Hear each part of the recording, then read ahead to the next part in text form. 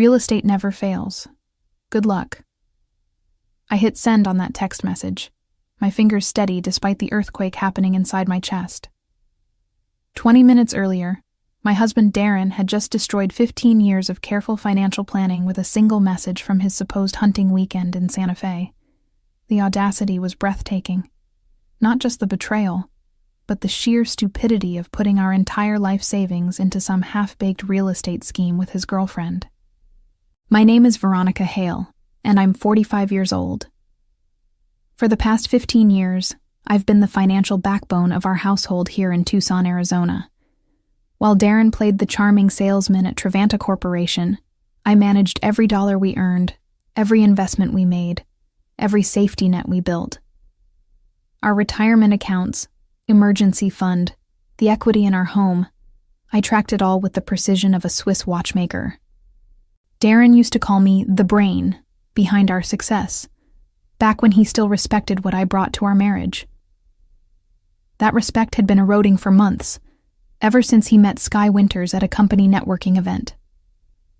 She was 28, blonde, and apparently ambitious in ways that I supposedly wasn't. The irony would have been funny if it weren't so devastating. While I was building our financial empire one careful decision at a time, Darren was busy being dazzled by someone who sold condos for a living and thought she was the next real estate mogul. The warning signs had been there. Late nights at the office that smelled like perfume instead of paperwork. Weekend hunting trips that coincidentally aligned with Sky's out-of-town property visits. The way he'd started criticizing my conservative approach to money, suggesting we needed to think bigger and take some risks.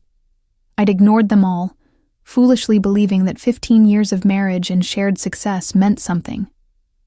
Now, staring at his text message on my phone screen, I realized just how naive I'd been. Moved our savings to Sky's real estate venture. She's ambitious, unlike you. We're going to flip houses together. The casual cruelty of it took my breath away. Not only was he stealing our future, but he was doing it while insulting everything I'd accomplished. But as I sat in our pristine kitchen, surrounded by the life we'd built together, something cold and calculating settled in my chest. Darren had made one critical mistake in his grand betrayal. He'd forgotten that I wasn't just good with money. I was good with contracts, documentation, and the kind of legal paperwork that could protect us from exactly this scenario. Years ago, I'd insisted we both sign documents giving each other co-control over major financial decisions. At the time, Darren had joked that I was being paranoid. Today, that paranoia was about to save my life and destroy his. The foundation of our relationship had always been built on complementary strengths. Darren was the social one, the networker who could charm clients and close deals with his easy smile and natural charisma. I was the strategist, the one who turned his commissions into long-term wealth through careful planning and smart investments. For over a decade, it had worked beautifully. We were the couple other people envied. Financially secure, professionally successful, seemingly unshakable. I'd met Darren when I was 30, fresh out of a master's program in finance and ready to build something meaningful. He was already established at Trevanta Corporation, selling industrial equipment with the kind of confidence that made clients trust him instantly. Our courtship had been a whirlwind of expensive dinners and weekend getaways, all funded by his generous commissions. But even then, I'd been the one suggesting we save for the future, invest wisely, think beyond the immediate gratification. After we married, I'd taken over our finances completely. Darren was brilliant at making money, but terrible at managing it. Left to his own devices, he would have spent every penny on the latest gadgets, luxury vacations, and whatever caught his fancy. I channeled his earnings into a diversified portfolio that grew steadily year after year. Our emergency fund reached 6 figures. Our retirement accounts were on track to give us a comfortable life well into our 70s. I'd even started a separate investment account that I privately called our Dream Fund. Money earmarked for the lake house we planned to buy someday. Darren had seemed grateful for my financial management, at least until recently. He'd bragged to his friends about my investment prowess. showing off our quarterly statements like trophies. "My wife's a genius with money," he'd say, wrapping his arm around my waist at dinner parties. "I just make it. She makes it grow." The pride in his voice had made me feel valued, essential, loved. But something shifted after he met Sky. Suddenly, my careful approach was boring. My diversified portfolio was too safe. My emergency fund was dead money that could be working harder. He'd started bringing home stories about Sky's real estate victories, a condo she'd flipped for a $20,000 profit, a commercial property she'd helped a client purchase that doubled in value. Each story felt like an indirect criticism of my methods, a suggestion that I was holding us back from greater success. I'd tried to explain the basics of risk management, the importance of steady growth over speculative gains. But Darren's eyes would glaze over during these conversations, and I could see him mentally comparing my spreadsheets to Sky's success stories. The woman who'd once been his financial genius was becoming his conservative anchor, dragging down his dreams of quick riches and exciting ventures. Now I understood that those conversations hadn't been about investment strategy at all. They'd been about justifying what he was already planning to do. The hunting weekend that changed everything had been planned for months. Darren and his buddies from Trevanta Corporation had supposedly booked a cabin in the mountains outside Santa Fe, complete with guides and all the gear they'd need for what Darren called a real man's weekend. He'd been unusually excited about the trip, buying new hunting clothes and spending hours researching the area online. At the time, I'd been happy to see him enthusiastic about something that didn't involve criticism of my financial choices. The first red flag should have been his reluctance to give me specific details about the cabin. When I'd asked for the address in case of emergency, he'd waved me off, saying the cell service would be terrible anyway, and that I should just relax and enjoy having the house to myself. The second red flag was his insistence on taking our tablet to download some hunting apps, despite his usual complaints that technology ruined the outdoor experience. But I'd trusted him. After 15 years of marriage, why wouldn't I? The text message arrived on Saturday afternoon, while I was reorganizing our home office. I'd been updating our investment spreadsheets, noting the steady growth in our accounts, when my phone buzzed with a message that shattered my world. Moved our savings to Sky's real estate venture. She's ambitious unlike you. We're going to flip houses together. I stared at the screen for a full minute, my brain refusing to process what I was reading. Then I grabbed our laptop and logged into our bank accounts with trembling fingers. The joint savings account that had contained $87,000 yesterday now showed a balance of $300. Our money market account was empty. Even the emergency fund I'd built over 10 years was gone. But it was the second text that truly revealed the depth of his betrayal. "Don't bother calling. We're investing in something real for once. Sky knows what she's doing. This is our chance to actually make serious money, instead of hiding it in boring accounts." The casual dismissal of everything I'd built, everything we'd achieved together, hit me like a physical blow. 15 years of careful planning, sacrifice, and strategic thinking reduced to boring accounts. The woman who'd turned his sporadic commissions into genuine wealth was apparently just dead weight holding back his entrepreneurial spirit. I walked to our kitchen window and looked out at our neighborhood. The nice houses, the manicured lawns, the life we'd been able to afford because of my boring financial management. Then I thought about Sky Winters, with her flashy social media posts about luxury properties, and her apparent ability to convince my husband that throwing our life savings at her untested business venture was somehow a smart investment. That's when the shock began to crystallize into something much more dangerous. Cold, calculated fury. Darren had made the biggest mistake of his life, and he didn't even know it yet.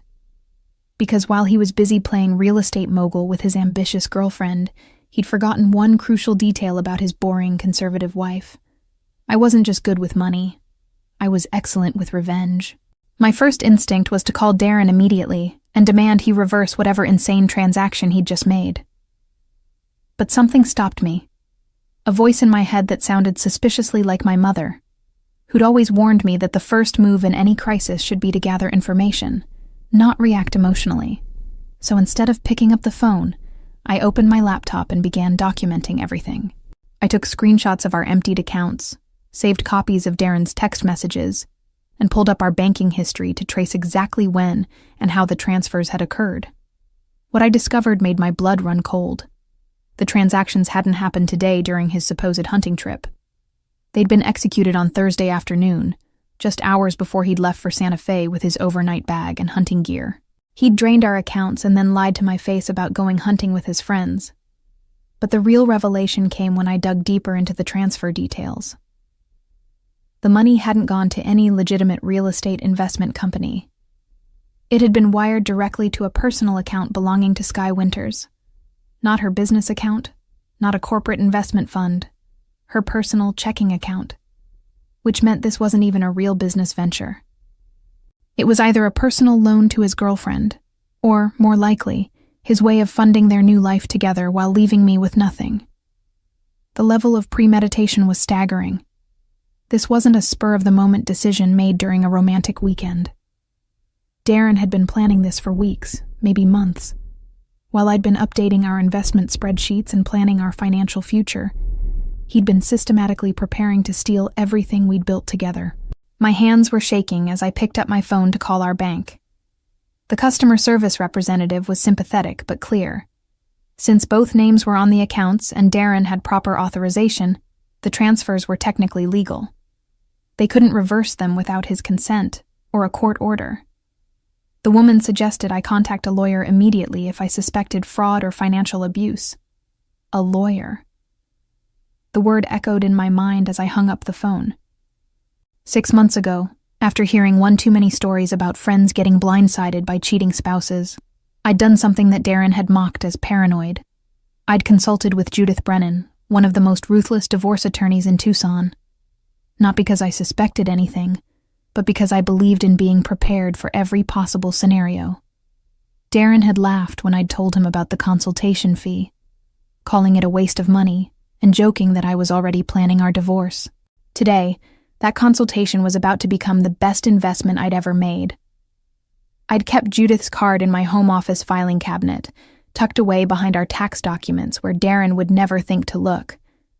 As I pulled it out, I remembered her words from that initial meeting.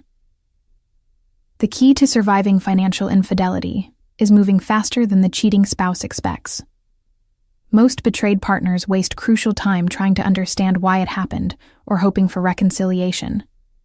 The smart ones protect themselves first and process emotions later. My phone call to Judith was brief and to the point. This is Veronica Hale. We met 6 months ago for a consultation. My husband just stole our life savings and transferred it to his girlfriend. I want to go nuclear. Her response was immediate and reassuring.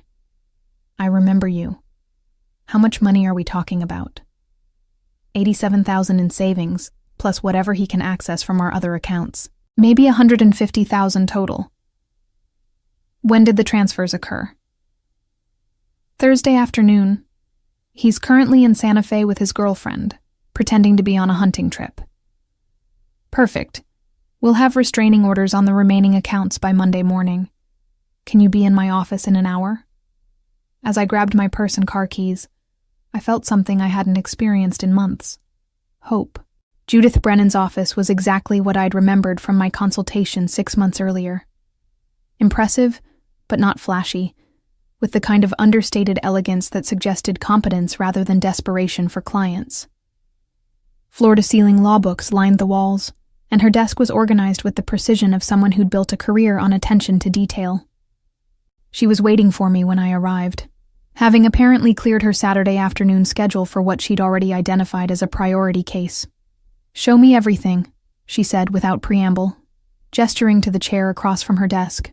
I handed over my phone with Darren's text messages and opened my laptop to display the banking records I'd compiled.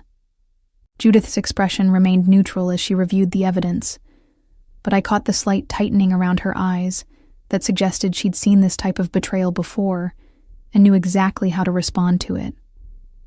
"Your husband made several critical mistakes," she said, after reviewing everything. "First, he documented his intent in writing. These text messages show clear evidence of financial abuse and potentially fraudulent misrepresentation of assets. Second, he transferred marital funds to a third party without your consent, which violates the co-control agreements you signed years ago. And third, he's currently out of state, which gives us a window to act before he can make any additional moves. She pulled out a legal pad and began writing notes with the speed of someone dictating strategy to herself. Here's what we're going to do. Monday morning, I'll file for emergency relief to freeze all remaining joint accounts. We'll also request a temporary restraining order preventing him from accessing any marital assets until a court can review the situation. The fact that he transferred money to his girlfriend's personal account rather than a legitimate business entity works strongly in our favor. But it was her next words that made me sit up straighter. More importantly, we're going to subpoena every financial record related to this so-called real estate venture. If Sky Winters accepted marital funds under false pretenses, if this isn't actually a legitimate business investment, she could be facing civil liability for receiving stolen property. The implications hit me immediately. You mean she could be legally responsible for returning the money? Potentially, yes. And if we can prove she knew the funds were taken without your consent, the penalties become much more severe. Judith's smile was sharp and professional. I've seen this pattern before. Younger women who get involved with married men often don't understand they're making themselves vulnerable to legal action when they accept money that isn't rightfully theirs. She continued outlining our strategy, explaining how we'd document every aspect of Darren's deception, and build a case that would not only protect my remaining assets, but potentially recover what he'd already stolen. The comprehensive approach was exactly what I'd hoped for. Aggressive, thorough, and designed to catch Darren completely off guard. There's one more thing, Judith added, leaning back in her chair. Your husband's hunting trip alibi actually works in our favor. If he's been posting about his weekend on social media while simultaneously claiming he's in the mountains with no cell service, we can use that to demonstrate a pattern of deception. Modern betrayals leave digital footprints that earlier generations couldn't have imagined. As I left her office an hour later, I felt the strangest sensation, relief mixed with anticipation.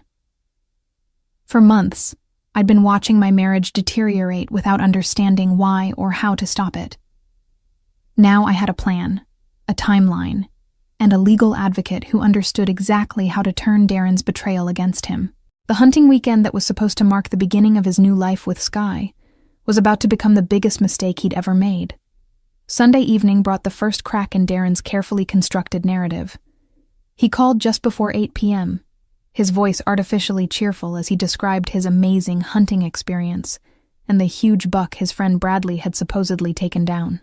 But I could hear something else underneath the manufactured enthusiasm. Nervous energy, like someone rehearsing a story they weren't entirely confident about. The guys want to stay another day, he said, the words coming a little too quickly. Some opportunity to track this elk that the guides think we can find. I might not be back until Tuesday evening. Of course he wanted to extend his trip. More time with Sky, more time to solidify their plans before facing the consequences of what he'd done. But his transparent lie gave me exactly what I needed. Additional time to implement Judith's strategy before he realized what was happening. That sounds wonderful, I replied, keeping my voice warm and supportive.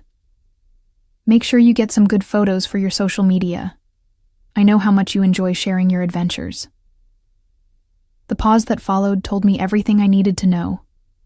Darren had been so focused on creating his hunting alibi that he'd forgotten about the digital trail he'd been leaving. If he'd really been in the mountains with no cell service, how had he been able to send me detailed text messages about real estate investments? And more importantly, what had he actually been posting online while supposedly disconnected from civilization? After hanging up, I spent the evening conducting my own investigation. Darren's social media accounts told a fascinating story. On Thursday, he'd posted a photo of hunting gear laid out on our bed with the caption, "Ready for a real man's weekend in the wilderness." On Friday, there were no posts at all. consistent with being in an area without cell service. But Saturday afternoon, right around the time he'd sent me the devastating text about transferring our savings, he'd posted a photo of an expensive restaurant meal in Santa Fe with the caption, "Sometimes the hunting lodge surprises you with amazing food." A hunting lodge with restaurant-quality plating and what appeared to be lobster tail? I took a screenshot and added it to my growing evidence file. But the real revelation came when I checked Sky's social media accounts. She'd been far less careful about maintaining the fiction. Her Instagram story from Saturday showed a champagne toast with perfectly manicured nails and what looked like an expensive hotel room in the background. The timestamp matched exactly with when Darren had sent me his cruel text messages about their real estate venture. I saved everything: screenshots, timestamps, even the metadata from the photos that would prove where they'd been taken. By the time I finished documenting their weekend, I had a comprehensive record of their deception that would make Darren's hunting trip story completely impossible to maintain. Monday morning couldn't come fast enough. I'd spent the weekend moving between fury and calculation, but now I felt something else entirely: the cold satisfaction of having superior information and a better strategy than my opponents. Darren thought he was playing a game where he held all the cards. He'd stolen our money, secured his girlfriend's future, and left me with nothing but broken trust and empty accounts. What he didn't realize was that he'd been playing chess while I'd been preparing for war. At 7 a.m. Monday morning, I was sitting in my car outside Judith's office with a coffee and a folder full of evidence that would turn Darren's triumph into his downfall. My phone buzzed with a text from him. "Miss you, babe. Can't wait to come home and share all the hunting stories." I smiled as I typed my response. "Can't wait to hear every detail. I'm sure it will be fascinating." Within hours, Darren would discover that his boring conservative wife had been far busier during his hunting weekend than he could have possibly imagined. Judith's Monday morning blitz was a masterpiece of legal precision.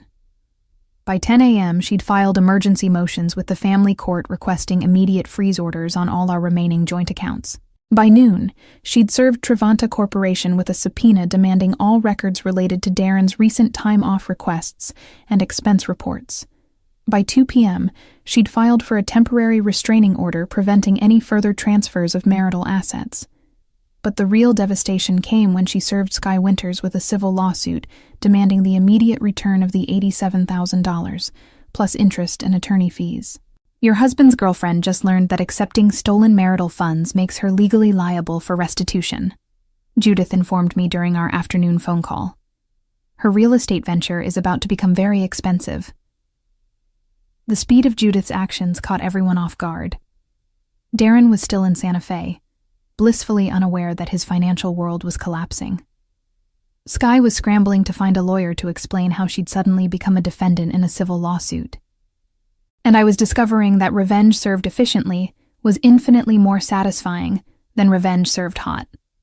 The first call came from our bank's fraud department, informing me that suspicious activity flags had been placed on all accounts associated with my social security number. The second call came from Darren's supervisor at Trevanta Corporation, asking if I knew why their legal department had received subpoenas related to my husband's recent travel expenses. But the most satisfying call came from Bradley Morrison, one of Darren's supposed hunting companions. "Veronica, I'm really confused," he said, his voice uncertain. "Some lawyer's office called asking about our hunting trip this weekend, but Darren told us weeks ago that he had to cancel because of a family emergency. We went without him. Is everything okay?" Everything was perfect.